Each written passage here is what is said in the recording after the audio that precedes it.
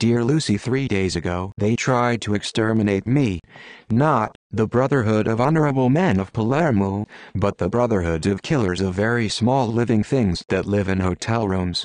Bed bugs, millipedes that have prussic acid for blood, hydrogen cyanide, and leave you with great big, dirty brown stains on your skin, and other very small things that don't even have names.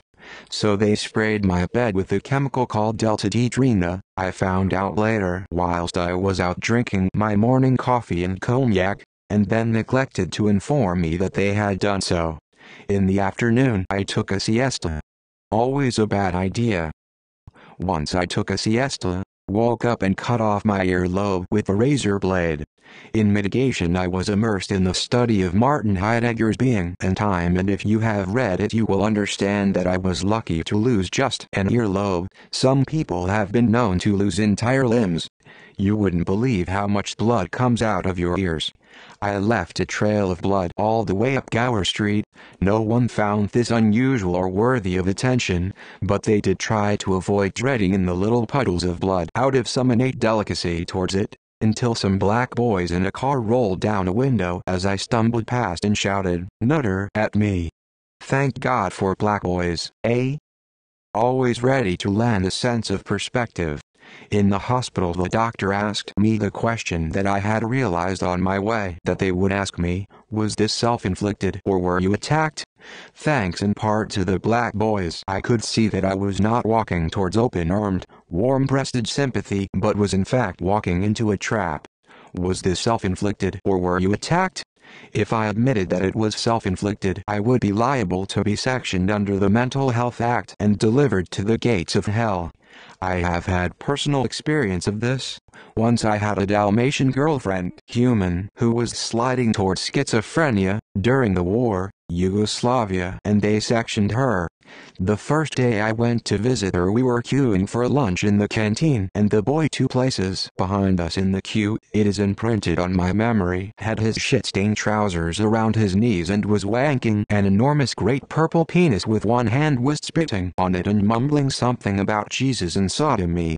Needless to say, after her incarceration, the Dalmatian girlfriend was finished as a person. But if I said I was attacked I would have to give a statement to the police and lie. I caught myself shaving. He looked at me with eyes of deep cynicism and tiredness. I was unshaven and missing an earlobe. I'm a philosophy student. Ah, I see, and that was it? No more questions. He took me directly to the nurse. Everyone else looked as if they had been waiting to see her since the Middle Ages. He's a philosophy student. Ah, I see. No more questions. But when you drink cognac for breakfast, the taking of siestas is an occupational hazard that must be built into the equation. So I wake up from my siesta and the delta-dedrina in the mattress makes me feel like my face is on fire and as if a million microscopic ants are trying to bite their way out of my skin from just below the surface. I tell myself that maybe cognac is not the drink for me, but it gets worse and worse, and at 4:00 in the morning I can't stand it anymore, and go running in the rain to the hospital through the empty streets. The rain feels good and the ants seem to stop biting so hard as long as I keep running, and then I find the hospital and they put me in an ambulance with the dying old lady, taking her last breaths, and the ants start biting again and I cannot feel any sympathy for her. Only the ants biting. They take me to another hospital. The bad news, that I will probably die a horrible death sometime in the future as the nervous system toxins work their way through my body, dismantling the fragile architecture. The good news, I look 47 years younger. It seems that delta-dedrina poisoning is the world's greatest known skin rejuvenation treatment. After the first 6 or 7 layers of epidermis have dissolved and turned into a red-purple crust, they suddenly fall off, leaving the skin with the complexion of an English rose. Except for the hydrogen cyanide stain from the millipede which stretches from my left shoulder, up my neck almost to my ear. It is 7:00 in the morning and nothing stirs. Then the sound of a ship's fat horn blast as it leaves the harbor, and suddenly all of the seagulls which have come into town to sleep wake up and start squawking as if they are saying, "Who am I? Shit, That's right, I'm a SEA goal. Just in case you are wondering why I am telling you all of this, let me explain. I have a genetic trait, from my father's side, to try to be funny and clever, and failing, I am the funniest and cleverest so far, and it is a tendency that I am trying to expunge from the book one am writing, which aims more for the beautiful and tragic.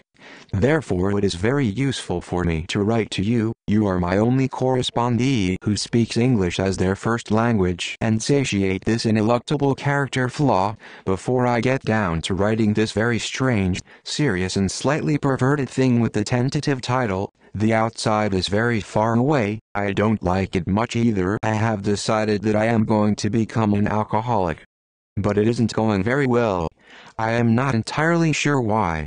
But I have a theory that the path of the alcoholic divides very quickly between the maudlin and the violent. And the trouble is that firstly, I have become very impatient with maudlinness, no such word, my computer tells me. Well, there is now, motherfucker. And secondly, that I am really terrible at fighting. My right hook is fantastic, but it takes about 3 seconds to arrive and is therefore only really useful against the physically disabled. Knife fighting even worse. Try opening a knife if you bite your nails. Guns, well, I must admit that I have a natural talent for guns. When I was 12 years old, I shot my only friend with a pistol, from 200 yards.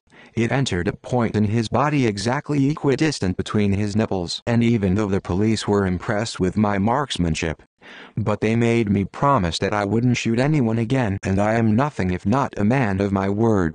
So I am having to face up to the reality that maybe alcoholism isn't really for me, but I am still trying, albeit with slightly less conviction.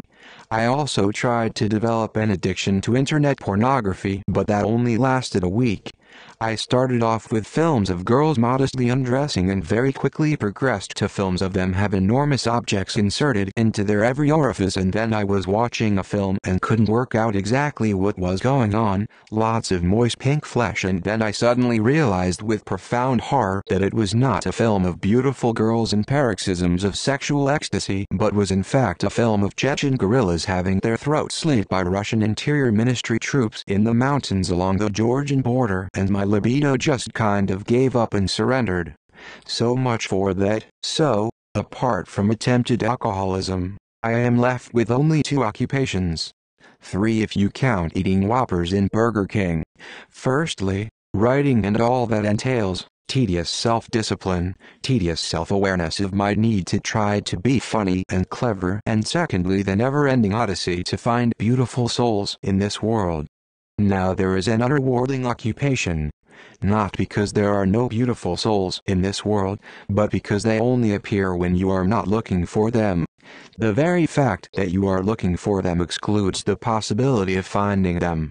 So you have to stop looking for them, whilst at the same time making yourself, very unconsciously, available to them should they appear. Not easy. It can make you appear a little insane. But I have found a way around this. Buy your clothes in Prada. I wish I had cottoned on to this before.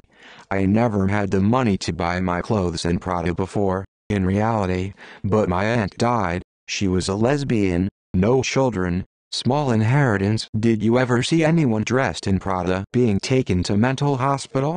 Me neither. God, I bore myself sometimes. How about a little Emily O'Prunty? Fall, leaves, fall, die, flowers, away, lengthen night and shorten day. Every leaf speaks bliss to me fluttering from the autumn tree. I shall smile when wreaths of snow blossom where the rose should grow. I shall sing when night's decay ushers in a drearier day. Facebook? I just can't face it, but then again I don't really understand what it is. Does it mean that everyone can read everything that you write? I will do some research. Good to hear from you. Tell me more funny things. Bill the 30th.